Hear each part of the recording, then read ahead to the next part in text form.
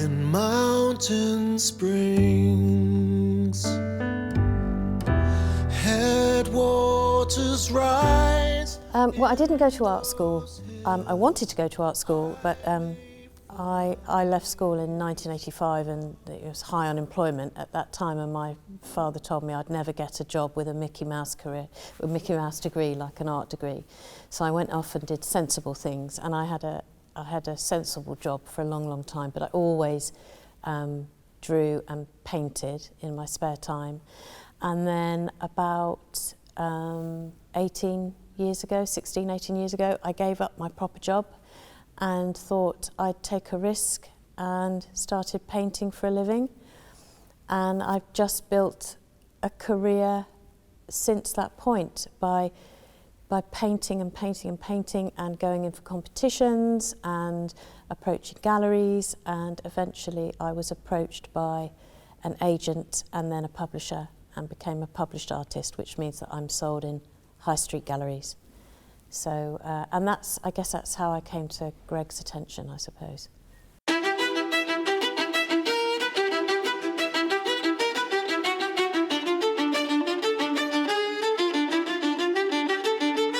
Goodness me, how did I get involved with Big Big Train? Well, about 6 years ago, my brother sent me a track by Big Big Train called Judas Unrepentant, which is about an art forger, and as an artist he thought I would find that an entertaining narrative, which I did, and I really liked it.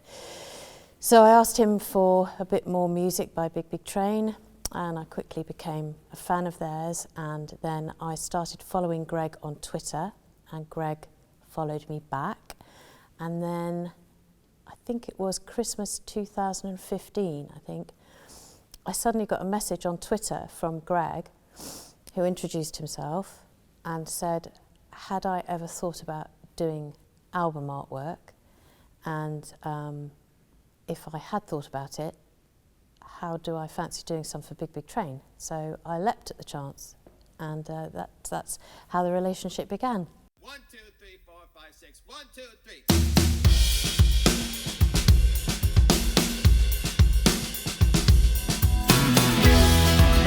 I love an artist called Patrick Woodroffe, and he did a lot of work back in the day for a prog band called Palace.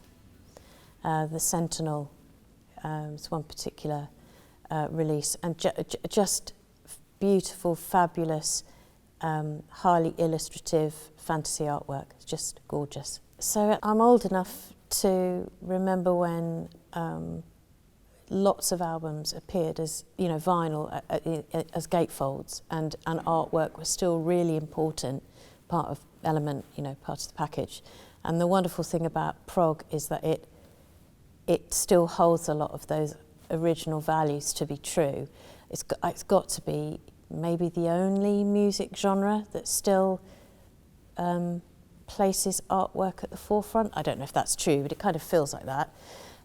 So it's just joyful, I think, to be involved in a type of music that still considers artwork to be a really important part of the whole package. And I'm very lucky with Big Big Train because the band members all feel the same way. It's all part of what the band delivers. So that's fantastic for me.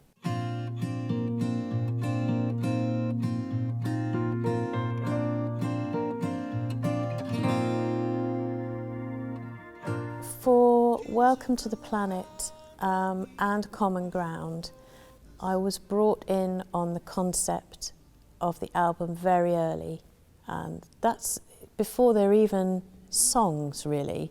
It was when Greg and David were just batting about ideas, a rough umbrella theme, an overarching theme for the music they were creating, and they always bring me in at the earliest possible opportunity so that we can grow ideas and grow concepts together. So the concept behind the music doesn't happen in isolation, it happens in conjunction with the artwork. So I was able to go away and think about the idea of connection between people on a small personal level, so a romantic relationship, all the way through to friendship, to family, to community, to us being part of a global community. And so I had the opportunity to go away and let that percolate for a while.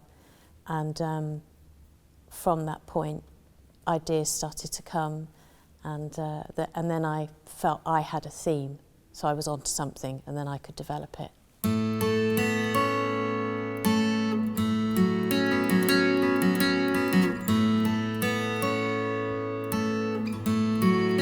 Yes, they were, because at the time that I created the idea, I pitched both pieces of artwork to Greg and David at the same time. And at that point, it was a group of songs. There wasn't a common ground, and there wasn't a Welcome to the Planet. There was just a bunch of songs. So I pitched both ideas to them, both album cover concepts. They're quite clearly linked. And they decided that we would go with the 2 hands for Common Ground and the ring of hands for Welcome to the Planet. So, but it could have been the other way around. It could have been reversed. They were both created at the same time, yeah. Or the concepts were anyway, yeah.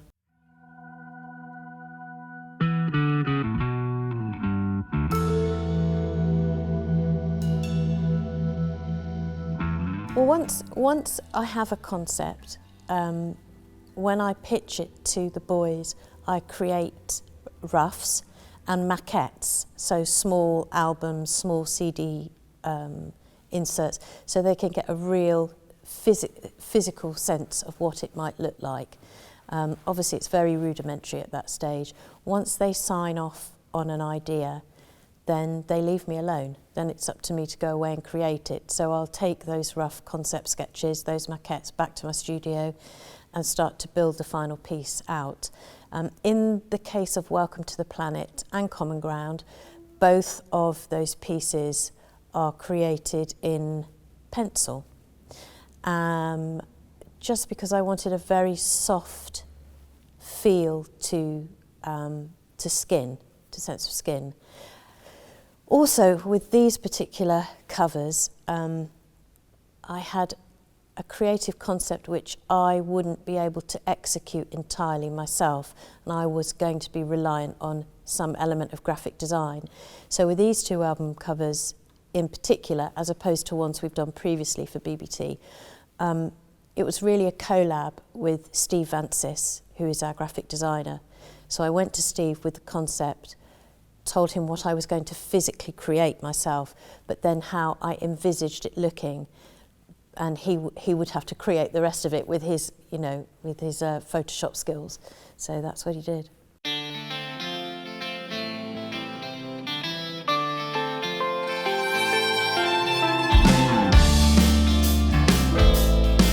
Not that I'm very good at spotting it myself, but there's probably an element of my style, whatever that is, that runs through all of them.